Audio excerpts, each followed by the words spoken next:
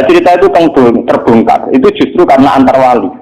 Jadi ada seorang wali, dia mimpi di Ka'bah. Dia zaman dulu itu masih mungkin orang tidur di seputar matok dan tawaf.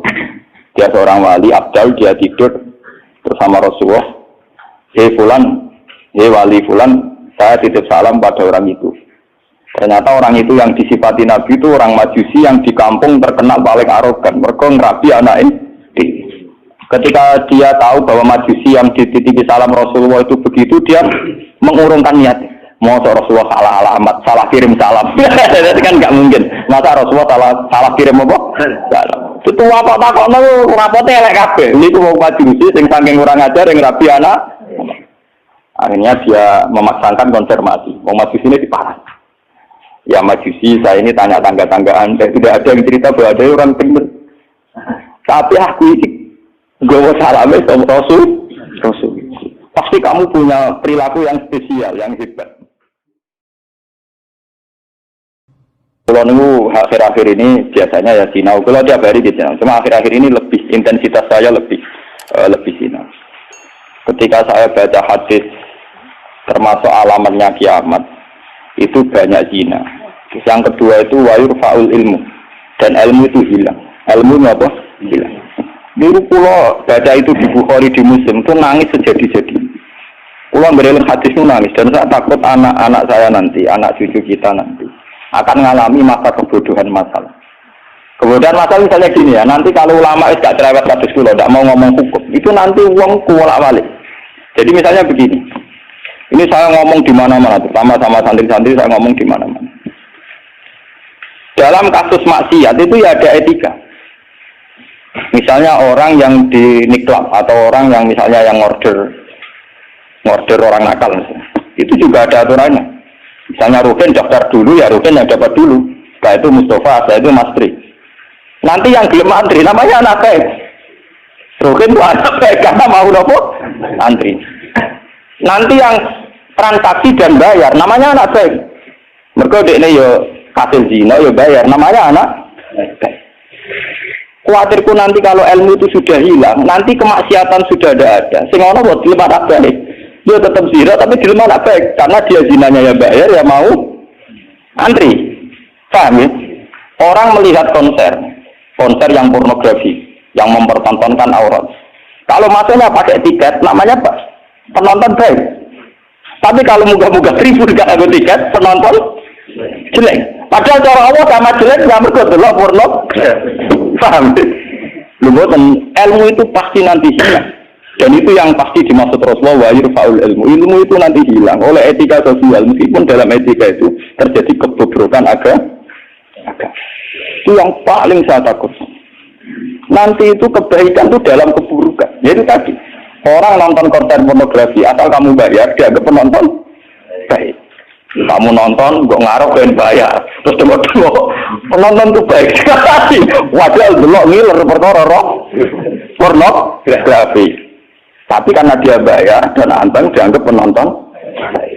Karena dia dilem orang baik, dia tidak pernah introspeksi kalau perilakunya salah. Paham ya? Nanti itu pasti maksudnya Rasul itu begitu. Itu di sarah-sarah ada, tapi saya memahami begitu. Nanti pasti hilang. Makanya saya bersumpah sampai saya mati pun saya akan ngomong ilmu. Meskipun ulama kayak saya itu tidak populer. Saya itu sering dikritik sama teman-teman saya yang rezekinya dari pidato. Gus ini apa? Jenara gelem pidato. Nggak jadi kalau pidato gak pede. Nanti nuntut tengah kulo. Kita jawab tenan, nggak siap. Ngurugakno kowe lho jawabanku. Gak usah kus kayak orang satu aturan roh, tapi tetap sering pidato. Iya, macam-macam. Nggak gini terus kalau tenang. Jadi nanti wayur faul ilmu itu begitu. Ilmu itu akan hilang karena kalah oleh etika. Etika dalam kemaksiatan tadi. Makanya saya pernah punya santri, dia itu punya toko konten. Dia ngeluh ke saya coba. Sebelum Dewi jenengan itu benar. Jadi wong soleh itu butuh nyali. Lebih ini cerita. Pegawai negeri PNS itu kan punya gaji tetap, paham ya? Di gaji apa? Rasa tersinggung, harus biasa wah itu.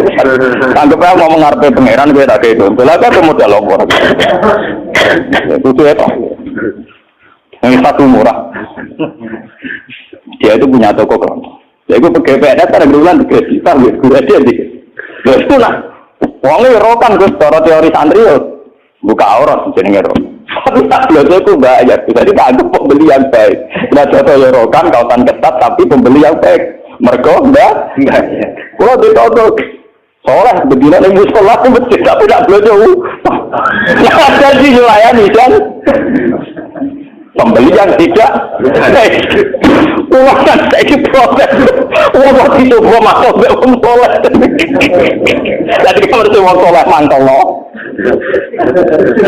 ini uang rapati soleh nyeneng no maksudnya rapati soleh perkara aurat itu rapor perkara PNS itu perkara apa aurat itu kan salah paham masih protes PNS ya itu kode pengurus masjid. Pengurus masjid di sumbangan wong sing terkenal korupsi atau terindikasi korupsi nyumbang 10 juta. Sing tukang etika 10.000 gegere gak karuan. Akhirnya pengurus masjid terbiasa nganggep itu orang baik. Mergo nyumbang 10 juta. Sing tukang etika nyumbang itu ya termasuk ilmu paham. Nanti itu zaman ngono iku.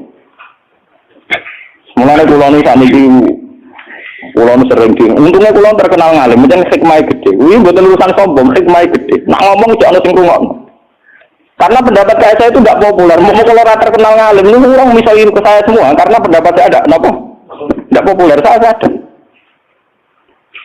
Wong saya pernah pengajian di rumah saya sendiri pas muludan. Mungkin ada sebagai jamaah sini yang itu. Orang tetangga saya rata-rata hormat sama saya. Tapi hampir kalau di acara tak omong.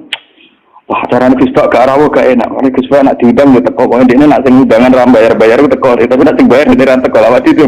Tak omong, wah aku nak di acara. Nak nganggur ya teko nak ora rapopo. Pokoknya nak sing demi anak bojone ra teko malah apik. Iki ajaranku ora omong saking kepengenku gak gawe masyarakat. Tapi uang yang tetap sekian gitu, tetap teko. Tapi tak umum tak. Saya tidak tersinggung. Nantikan sampean enggak. Nah ini gue letas sekali. Terus yang ketiga contohnya gini. Kiai ku kados kiai kados kula nu lebih nyai 5 tahun bapak wafat 2000 pun mangkel tenan cara ra eling Quran mangkel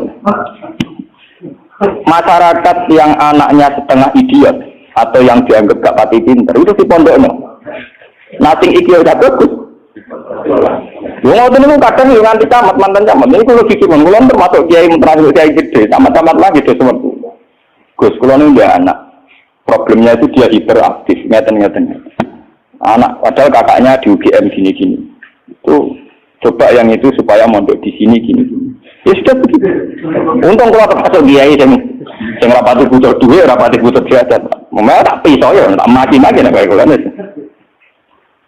lalu cuma setelah itu tidak kasil mondok di saya karena tak maki-maki itu gang beberapa hari uang si ngomong itu uang melarat ya orang melarat tidak tamat moga melarat itu tak bisa ya melarat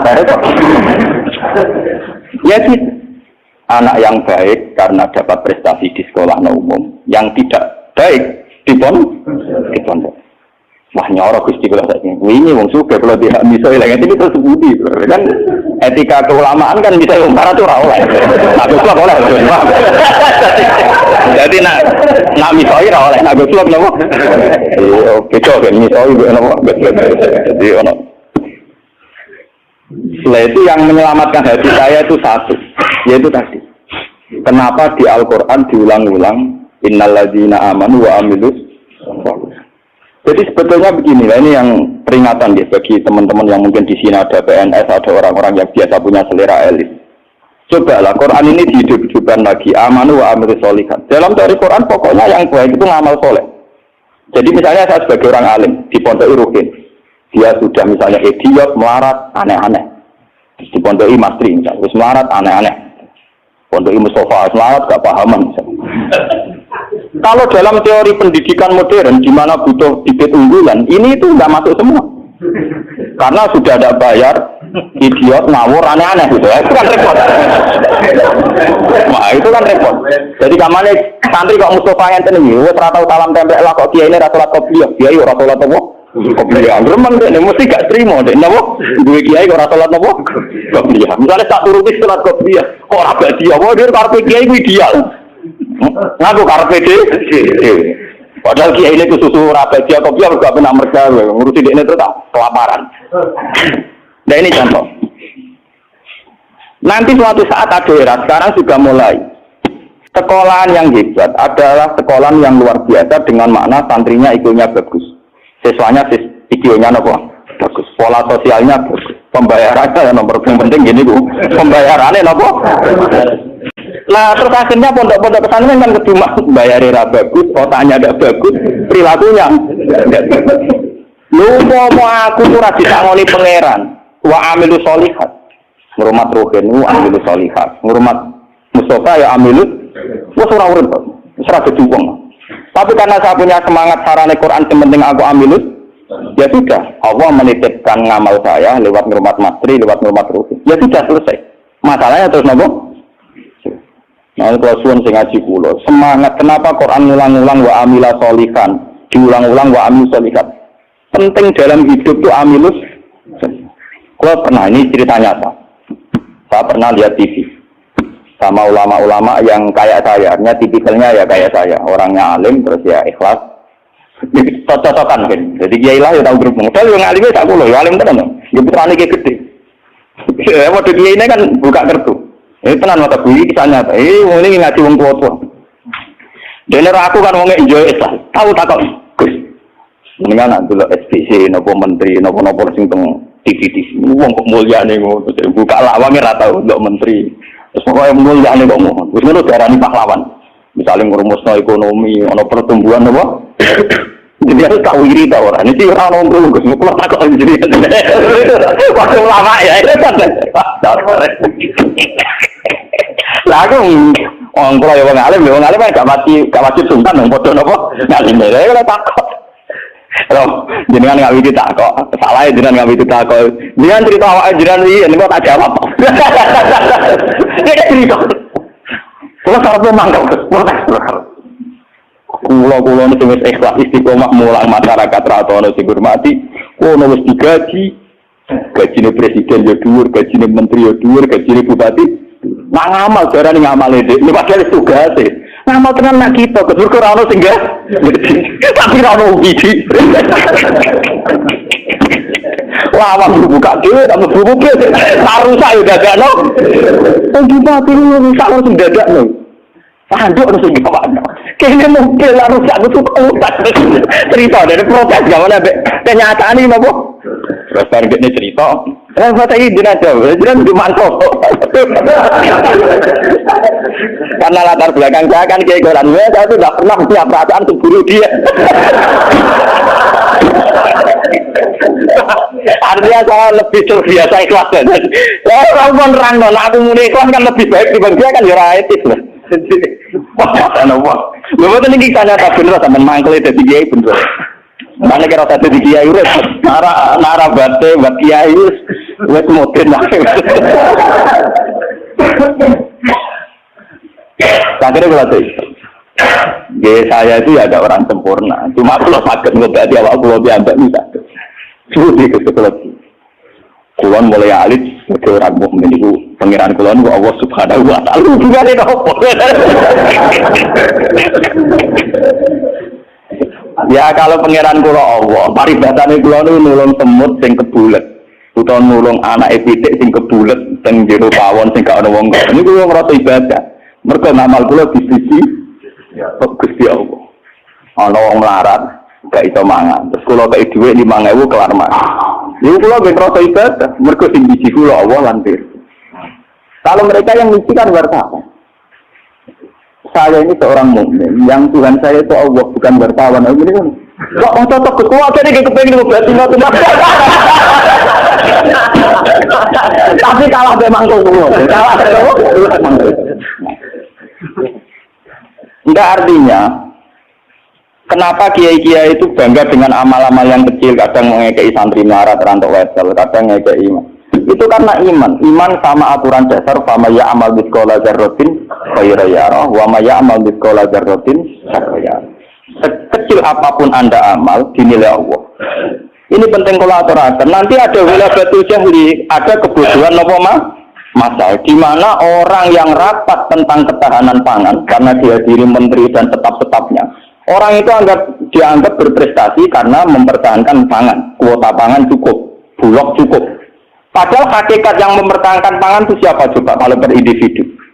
Ada tukang becak miskin. Dia hari itu tidak bisa makan. Ditolong sama tukang becak, diutangi 20.000. Anak istrinya jadi apa? Makan. Dan di mata Allah yang menjaga nyawa tukang becak ini adalah temannya tukang, bukan pejabat-pejabat yang rapat di hotel berbintang. Meskipun saya ngakui fungsi mereka, tapi kalau saya disuruh ngakui fungsi mereka juga harus ngakui fungsi sosial yang dilakukan rakyat. Saya pernah juga diperut, apa jelas ada ahli fungsi menteri. Lalu aku belum ngakoni kono kudu ngakoni adil, orang aku ngakoni kono ora, lah bilang tuh kok pena. Kalau sama-sama kita beretika, kalau saya ngakui fungsi mereka juga harus ngakui fungsi kita. Makanya saya itu kalau melihat petani di sawah, dan itu sebagian anak-anaknya mondok di saya, itu kalau saya nyeritani ngoten, Pak, yang rapat-rapat ketahanan pangan di hotel-hotel itu hanya rapat ketahanan pangan. Sama sebagai petani yang tulen, itu yang hakikat mewujudkan Sampai jangan kecil hati, saya dan di mata Allah Anda lah yang mempertahankan pangan. Karena Anda belum jadi peta. Jadi itu banyak santri-santri wali murid yang bangga dengan saya. Wah, nah ngono berarti kalau wong top, iya wong top kode menteri pertanian. Nah, ini ya kalau menteri kan lapornya sama presiden. Kalau sampean tak latih laporannya bahwa Allah Subhanahu. Nah ini khasnya ulama. Lah saya nanti takut tadi yurfaul ilmu. Nanti itu kalau sudah ada ulama yang ketangkeman kayak saya, nanti yurfaul ilmu. Ilmu itu hilang sehingga yang dianggap prestasi ketahanan pangan misalnya ya menteri pangan sama pejabat bu. Saya ngakui mereka berjasa, tapi kalaupun mereka berjasa kan digaji ya. Nah yang kan digaji itu. Paham ya? Nah ini kembali ke Quran tadi. Makanya saya tetap bangga dengan Quran. Quran itu spiritnya amal. Amilus solihat. Sama ya'mal mithqala dzarratin khairan. Nah kemudian memang ilmu ini kelihatan biasa saja karena ya nggak ada yang menjelaskan. Makanya kalau syukur jenengan gelem ngrungokno ngaji Quran. Saya tidak bangga karena sampai ngaji saya enggak. Biar orang itu bangga lagi dengan teori-teori Quran dan biasa transaksi di Allah Subhanahu wa Ta'ala. Seperti saya ngaji di sini. Saya ini termasuk terkenal pintar. Beberapa kali saya diminta jadi dosen di universitas terkenal. Dan itu berkali-kali. Saya sampai sekarang belum pernah bilang iya. Dan itu Allah tahu niat saya. Ya supaya saya giliran Gusti benono kiai sing ra dosen. Jadi pokoke mulang, mbok prospek ora, mbok ono sing gaji ora. Tapi kan presiden saya kan jenengan. Jadi saya lapornya sama napa? Nah, misalnya pangeran kemarin aku marah terus nanti mati. Marah kan nak dirasakno aja dia kan ya. Jadi saya sampai sekarang itu mulai dulu saya mondok itu ya marah, tapi enggak tahu kalau rasane marah. Nanti saya ini cara ukuran kiai selevel saya ini marah. Karena yang alimnya alim saya, yang lebih kaya banyak sekali. Kamane ilmune nek kula kasih akeh, tapi nek dunyane akeh pirang-pirang. Ya kowe dhewe pidato pang-plang, kok dene pantangane pidato ning gak watanku, wis pantangan tenan lho nek diundang. Upar kowe disane Gus Bae tak desa napa wah ora sido. Ben kualat. Dosa jadi wilayah wong alim napa? Ngomong tangga-tangga gue tak didik apa gelem ngaji sing biasa lah gue dididik nopo ngaji sing bermewah nopo kan kualat nopo. Jadi ini penting kalau terangkan termasuk yurfaul ilmu itu deh. Nanti kalau per individu termasuk mahasiswa termasuk santri yang biasa lihat TV kalau per individu hanya mengapresiasi pejabat-pejabat misalnya ketahanan pangan daripada mengapresiasi tonggone sing ngutangi dan itu menjaga nopo itu akan bahaya bagi kelangsungan iman ya karena orang tidak biasa transaksi dengan Allah Subhanahu wa Ta'ala. Padahal dalam kitab-kitab diterangkan betapa banyak orang jadi wali hanya berdasar keimanan wong siji wong loro tanpa rapat-rapat yang disorot media nopo. Sama ndak ceritane saya pernah cerita di sini. Ana wong maju iki sugih ra karuan wis sugih ro udah anak wae bareng dia anak ayu karena dia masih tidak beragama mikir tidak percaya ngene kok tak ono rugen pintu tapi wong cilik tak rumah aku kok gede-gede dirasakno rugen mikir walhasil dia mutusno dirabi dhewe napa karena dia masih bareng malam pengantin tiap apa ngeloni Itu ditotok ke dia. Tok. Cuma tuh udah nih. Mau ngomong gagu bulan madu kan mantul. Mau nopo? Kulo niku gak situ. Balik meneh. Coba ublek. Sekarang apa? Lampu cilik lho. Sender apa? Sender apa gue kan ya. Iya lho, sender. Oh, sender orang bahasa Rembang lho. Apa lihat sender? Oh. Sender kalau sender. Aku mirip. Tak salah ucap repot. Ublek orang nempel keteringan kelapatan sender. Aduh kan awalnya bakat tak sendiri pasti kena. Ublek netral. Agar diparani melaju itu sampai 3 kali.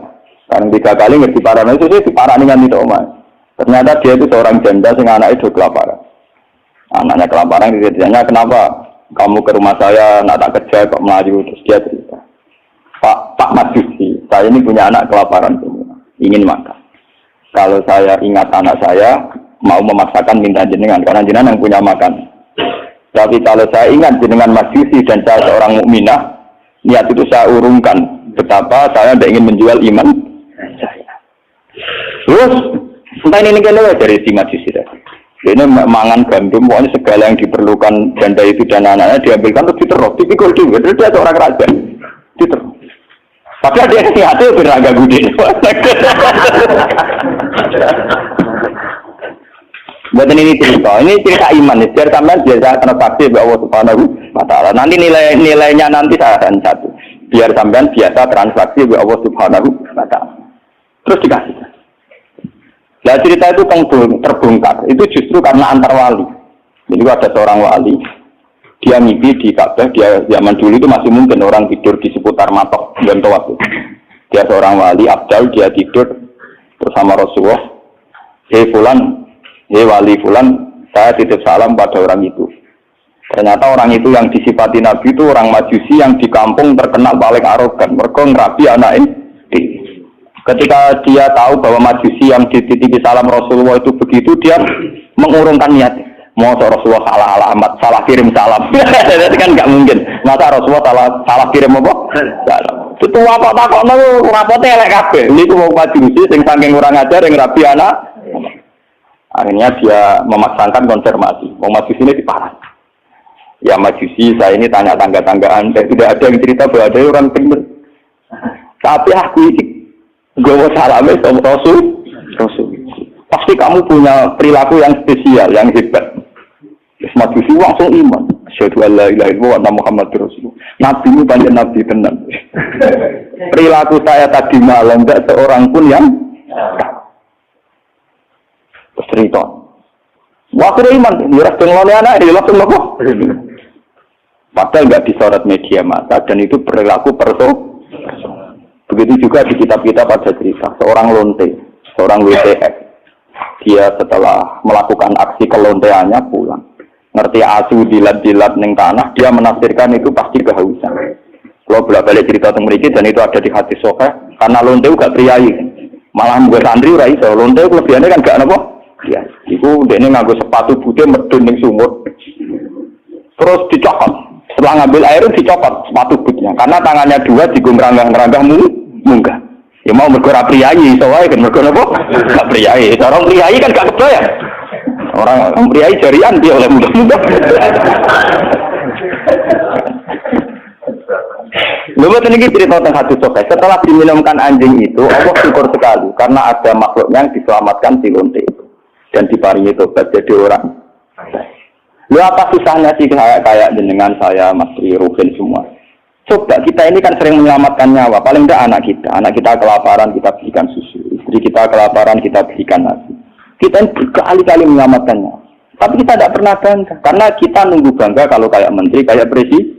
Lalu iman kamu di mana? Lalu posisinya Allah yang nilai kamu? Kita ini mukmin yang geblek, paham? Mukmin yang bodoh. Malah nih buat TV juga seringan. Bener cocokan kalau bagi ini cerita cocokan antar orang alim. Ini bukan nanti yang namun kalau bagi mau cara tak ceritanya emang, tapi kan tak sebut jenengnya. Tapi dia ini tetap ngakoni. Mati man kejunan ngalim mungkin hati jenengan apa obat itu subuh kan hati apa dia baru sadar. Ya makanya saya ini kalau baca wahyu tadi termasuk wahyu faul orang yang kadang bergelar-gelar yang hebat kadang masih melakukan kebodohan dalam imannya yaitu nganggap prestasi yang kayak presiden kayak menteri sementara penyelamat nyawa yang lewat aksi-aksi personal tidak gini. Quran itu dewe Allah Subhanahu wa taala. Allah sing di langit duwe bumi wae ngangge tarif miskola dzarrah. Tarife pangeran mau miskola sekecil apapun amal Anda, tak miskola tetap tak hitung jare. Kenapa kita manusia sombong? Ngitung amal itu yang disorot. Ngitung prestasi itu yang diakui publik. Kita ini jadi mukmin yang bodoh. Bodoh. Mulane perawali aku percaya santai wiridan. Nawali ketok tangan. Karena iman kamu itu iman yang bodoh, makanya tobat, mending ngaji tobat. Kenapa? Tobat. Makanya nanti ya, karena saya tidak bisa mimpin sholat tasbih 1 Muharram. Nanti saya mimpin sholat tasbih di sini setelah maghrib. Mungkin agak akhir, karena ya pokoknya begitu kan. Saya itu bukan ingin apa, ngiling-ngilingan ya. Kalau ciri utama ulama itu mengingatkan akhirat, mengingatkan eksistensi Allah Subhanahu. Sama kalau hormat pulau kalau bolak-balik haram zaman bertamu dengan pulau kembang lokal. Sama pulau Bojonegoro nggak berjodoh susu. Terus aku bagus banget, persoalan di malah tabah tuh, so di haram loh. Itu bingung. Negeri ngaji pun kalau nanti di Bojonegoro salaman bola oleh kalau kan uangnya lucu. Kenapa salaman bola balik? Lah anak bodoh tenang. Teman mumpung ketika lo beri gue cangkem. Dari mumpung ketika lo beri gue cangkem. Oh santri ala. Saya lapis meninggalkan salaman. Repot. Nah ini penting kalau aturakan. Jadi sebetulnya masalah utama manusia itu sejauh mana? Masalah iman ya. Sejauh mana kita sering kontrak ambil Allah Subhanahu. Nah ini juga yang dilakukan Rasulullah. Ketika ada sahabatnya yang sudah pinter, karena tidak meminta beliau urusan dunia, ya tidak minta beliau urusan apa? Dunia. Nabi hanya minta fa'inni ala nafsika bikasrotis. Aku jaluk tulung kue. Yang penting kue sujudan yo sering. Jadi kamu Nabi kamu kue jangan jaluk syafaat tok, tapi kue dhewe ora tahu sujud. Nah kue ora tahu sujud itu artinya ora tahu transaksi be Allah Subhanahu wa taala. Kue ora tahu ta'alluq, ora tahu gandrung ning gone Allah Subhanahu wa taala. Makanya nanti saya salat tasbih sebagai simbol saya paling ndak kula jenengan kan jenengan nggih sudah jauh-jauh datang cuma kalau ora rumah terun saya ada kula paham ya. Jadi kadang wonten kadang kula sedikit panik. Cuma jenengan waktu itu di Gunung Kidul ben aku teperan matur nuwun ada aku Rembang. Tetep atuh napa? Ya, sudah sama nek ada gede tetep atuh kula. Tetep napa? Sangkem nek teleng Gunung Kidul kok atuh Rembang. Paham ya napa? Jadi tetep menang kula, cara ganjaran tetep kata kula. Entek ngamek cara diitung ora bandingan. Paling sampean diitung mergo tawadhu. Artinya ngerasa bodoh terus ngaji ya diitung apik. Diitung apa? Kula baleni malih. Saya baca hadis itu nangis. Jadi wayur faul ilmu. Ilmu hilangkan termasuk ilmu prestasi tadi. Kenapa kalau yang melakukan seorang presiden, seorang menteri itu menjadi prestasi yang luar biasa. Kita yang berkali-kali melakukan prestasi penyelamatan nyawa, orang rasa duwe napa? Prestasi. Akhirnya syukur kita sama Allah Ta'ala kurang hanya karena merasa tidak punya prestasi. Padahal kita punya prestasi berkali-kali. Oh sama tak cerita ini ben iman teman. Rasulullah nak dawuh itu detail sekali sampai ngendikan kowe iku nggawa kayu ke hutan, terus kamu jual di pasar. Kalau kamu jual di pasar, kamu kasihkan ke ibu kamu, ke anak kamu, dan menjadikan mereka hidup. Itu sudah sedekah yang luar biasa. Sampai Nabi nyontono, hatta matat ala fi simroatika. Jika yang kamu bikin untuk mulut istri kamu, matat ala fi sim. Ini wonten cerita. Nabi Musa pernah tanya sama Allah, ya Allah, saya ini kalau di surga sama siapa? Itu dia pemuda, wongnya jempal kalau rugen, hasil melarat kan apa jempal. Tukang golek kayu deh. Dan ini rugen alhamdulillah iso nglakoni. Jadi tukang ukir kayu tapi ra golek napa? Ternyata anak itu duit cara bikin untuk duit 20.000. Itu yang karena orang Arab itu melaratlah pakanane roti, Pak. Semua Arab lain melaratlah pakanane napa? Roti daging. Itu orang Arab itu roti yang unsurnya itu tengahnya dikit. Ini dibuka roti. Yang separuh di tangan dia, yang separuh digantung. Digantung tengguwo karena ibunya sudah lumpuh. Kalau dia pulang disuapin, Kalau dia sedang kerja, ibunya sudah meraih karena digantung di dekat nopo itu. Jadi dia gitu saja. Dan itu sudah menjadi layak dia setingkat Nabi Musa nanti di surga. Jadi Nabi Musa, wong itu kan Nabi Musa normal sana kan ya kayak dia kiai, mesti sholatnya cukup biasa dia. Pokoknya dia kan foto ngetok. Oh ternyata enggak gitu, mau bakul neng pasar mulai ya gitu aja. Takon nek pengeran. Nah karena apa tuh? Yo krono iku. Kau tak krono apa? Yo krono. Paham kan? Jadi kayak keliwat. Ibu mesti krono tuh. Terus jadi kesempatan. Makanya saya ini sering cerita ke kiai. Jangan kira saya boyong itu karena pondok saya enggak. Saya boyong itu tidak karena pondok saya. Ora ono hadis ya. Wong boyong demi pondok ora ono hadis. Karena demi ibu saya. Karena ibu saya masih hidup. Dan beliau masih membutuhkan saya. Makanya saya sering cerita ke supir saya, nak lihat ibu butuh mobil pamit. Nah ibu rasa pamit. Saya sering bilang itu sama bapak kangkang kalau ibu mau daerahnya kemana ada usah pamit saya. Saya kalau selain ibu kan, ya sekarang harus jadi apa? Itu kita ini harus bangga dengan prestasi-prestasi yang dicontohkan Rasulullah Shallallahu Alaihi Wasallam. Tapi kita ini sebagai mukmin bodoh kita kan juga TV tadi. Kita ininya kan jadi tokoh hebat yang disorot media massa. Sehingga misalnya juga masalah air. Orang yang menemukan obat air nanti diapresiasi secara internasional. Mereka menemukan obat air. Padahal asal usulnya penyakit air karena sektivitas. Padahal rumusnya Kiai itu lebih dari itu. Supaya rakyat gampang merasa seks. Tapi orang yang apresiasi. Orang-orang apa? Maksudnya ngomong ya zina ya selamat. Kita ini nasibnya sih nak nuruti pengakuan publik, nasib kita sih iya. Lawa siri tamang mukmin itu antak budawoha ka anaka tarahu fa ilam takun tarahu fa indahu yaroka. Ihsan kita, kebaikan kita kontrakkan dengan Allah Subhanahu wa ta'ala. Jika setiap saat kita ngamal seakan-akan melihat Allah atau setidaknya yakin dilihat Allah. Intinya biasa transaksi atas nama Allah Subhanahu wa ta'ala. Makanya saya ngajar di mana-mana itu asik. Jangan kira asik saya itu karena di depan sampean. Mangkel no, cara ilmu sampean itu mangkel. Masih kadang ngantuk turu, kadang ra paham, kadang pelengahan nuruti ngono gila. Cara kula nganggo taklim muta'alim tak bubar sampean. Sampeyan nganggo dalil ra sopan ya, Pak. Tapi saya itu enggak nganggo dalil taklim muta'alim. Kalau langsung nganggo Allah Ta'ala kesuwen. Repot. Cuman kyo. Cara etika taklim muta'alim gak mlebu kabeh sampean. Nek ana gurune teko kudu nguwatir bar kabeh. Nek duwe ora oleh melengak. Terus wae tutup. Cara sampean nganggo kok etika taklim nomo tutup. Ini penting kalau aturakan. Terus kalau suwon sampean harus secerdas sahabat ini. Kalau sampean sudah tahu saya ini misalnya ulama akhirat, ya hubungan saya dengan jenengan harus urusan apa? Akhir. Kadang masyarakat itu yang kadang ngawur banget. Kulo nu gak ada bapak, gak ada guru. Memang sebagian saudara saya sekolah umum, karena yang tidak di klub jadi ulama. Tapi yang di klub jadi ulama itu guru-guru saya ini tanyakan relevan kalau gak percaya. SD saja enggak. SMP apalagi SMP. Kiai-kiai ini sudah tirakat sebagian anak yang calon pewaris kealiman itu bahkan tidak merasakan sekolah nopo umum. Tapi masyarakat enak saja, wis ngerti kiai ini ngono ya anaknya apa si penaruh atau apa ujian di hubungannya. Ya. Saya itu pernah punya kakak wakil bupati. Wakil bupati jadi bukan calon. Terus saya belum pernah main ke rumahnya. Tanyakan ke Lukman. Saya hanya sekali main karena beliau pas mau haji. Dan itu di keluarga saya dihormati. Memang saya kuatnya ulama ya etikanya begitu. Padahal kakak saya itu sering ke sini, ke Tonggo dulu ketika saya masih kos di sini. Ya karena aturan dasarnya itu. Yang tidak ulama, harus ulama itu dipegang. Padahal itu kakak saya. Dan itu ya nggak saling meninduk ya biasa saja.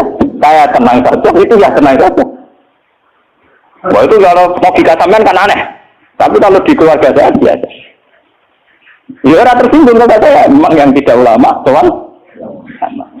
Ngomongin gagal ketika ada euforia namanya punya dulur wakil bupati apa pinjam mobil saya tidak pernah zaman itu saya miskin sekali ya kalau kesini ya mesti ya biasa nyetop kosa nyetop angkot di jalan Gus gak nyilem mobil kakak cangkem ulama gua itu mak kayak kue saya emang cangkem saya memang masyarakat biar tahu ulama udah gede kayak kue pak Ya logika mereka kan tidak pinjam mobil kakaknya, mobil bupati ke Umbat. Cangkem ulama pada anak gue. Akhirnya mau sadar. Sebenarnya ulama tenang. Jebule gak guyon. Nanti mereka sadar. Nah aku ragu guyon. Guyon biasa semua tak kira-kira tenang. Saya tuh mangkel kadang. Ya itu tadi. Saya ini kan sudah begini. Potongan saya kan ada potongan kuno. Lu mau temen gue. Semuanya sesuatu kulo lu kepen dadi wakil bupati sampai kepen dadi bupati kepen apa mesti terang. Kadang kita omongin, nah, saya mampu itu kita omong. Saya Pak Kroti akad ngene ra kepen dadi ngene iku malah pokon ndongakno sampe napa? Dadi. Buat nonton wis pasti jenengan akhirat wis akhirat kula untungnya ben. Tapi aja tulung aku ngene kok.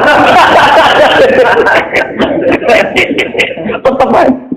Ini wong dadi wonten tiyang daftar tentara nggih tuan kula. Wong bupati tuan kula mak dan apa rak mangkel iki ya sopan artinya dene yakin dengan Kiai Manti dari sisi ini kan sopan. Tapi sisi di duniawi kan enggak. Allah yang Kiai jujur tak omong. Wong senengane bingung kula bingung terus.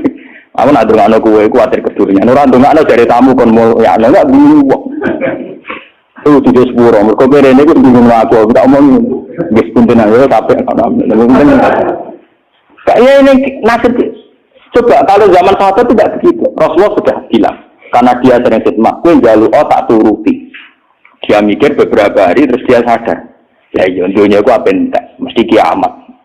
Rasulullah orang yang begitu penting yang kersane Allah Subhanahu wis aku rantai urusan dunia. Njaluk wae urusan akhir.